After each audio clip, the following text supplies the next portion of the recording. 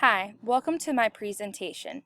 This is the historical analysis of American nursing, a history of knowledge, authority, and the meaning of work. The book was written by Patricia D. Antonio. My name is Taylor Scearce, and this project is for the University of North Carolina, Wilmington for Nursing 346.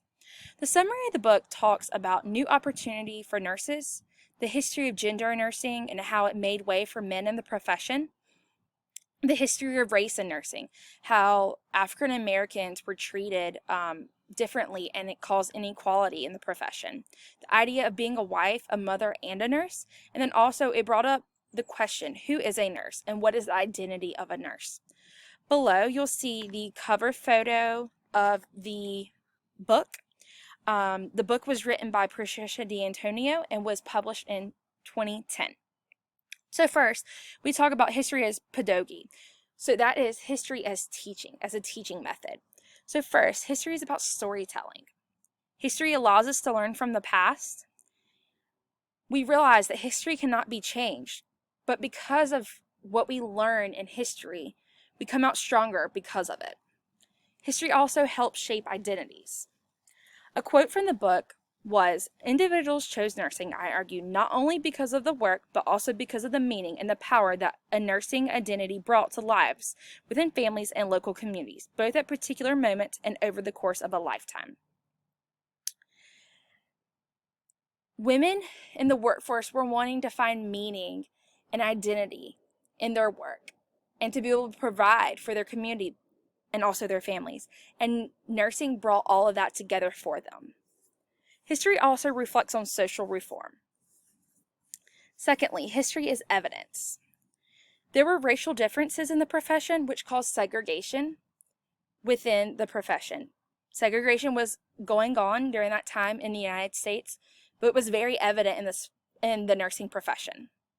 At the time, in the 1900s, early 1900s, associations for nurses made way. So first there was the American Nurses Association, and then there was the National Association of Colored Graduate Nurses, which was formed in 1908.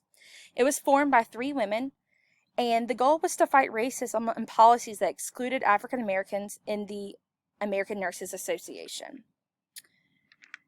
There were less job opportunities due to the exclusion because they were not able to become licensed. And so due to these less job opportunities, public health and hospital positions for nurses were hard to come by for African Americans.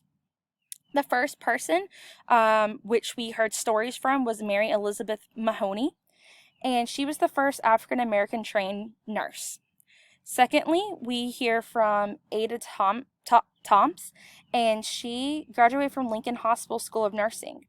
She later started to run the school, but they never would appoint her as the director of nursing, though she was running the school.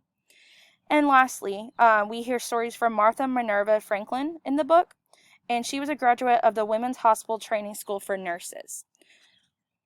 Here you see a photo of Ada Toms and then the National Association of Colored Graduates.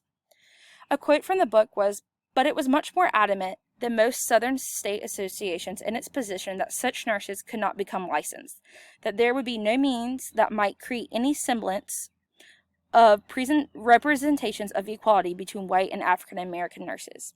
So white and African American nurses were separated.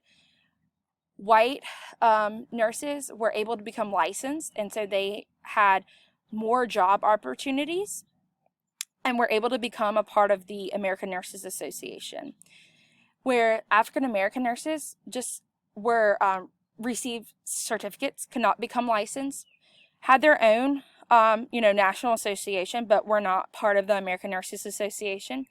And even though both of these sets of nurses were both competent, both trained, and received the same type of schooling, there was divide between them. Also, history shows us that there was a way for men in the profession, even though there were gender nursing schools. So there were nursing schools just for women and then just for men. And then also we see that it's evident in history that military nurse corps refused the admittance of men and African American women. So lastly, we look at history as an explanation. So we have our practices and policies today, and because of the history of nursing, we are able to form those practices and policies, see what worked back then and what didn't work, and form that. And so we've learned from the past to create what we do now in the future through evidence-based practice. Another quote from the book was, "They were moving from the hospital into a wider world and a new role as translators of both medical procedures and medical language to the general public." So physicians then and now still use medical jargon. And so nurses were translators for the general public to understand what that physician was saying. We also, history as an explanation is the teaching of anatomy, physiology, and chemistry. Nurses back then learned that, and still that is part of the curriculum for nursing schools today. And those are prerequisites. And lastly, teaching of how to take notes. So take medical histories, progress notes, which is still what we do today, and how to provide wound care. I appreciate you listening to my presentation, and I hope you have a great day.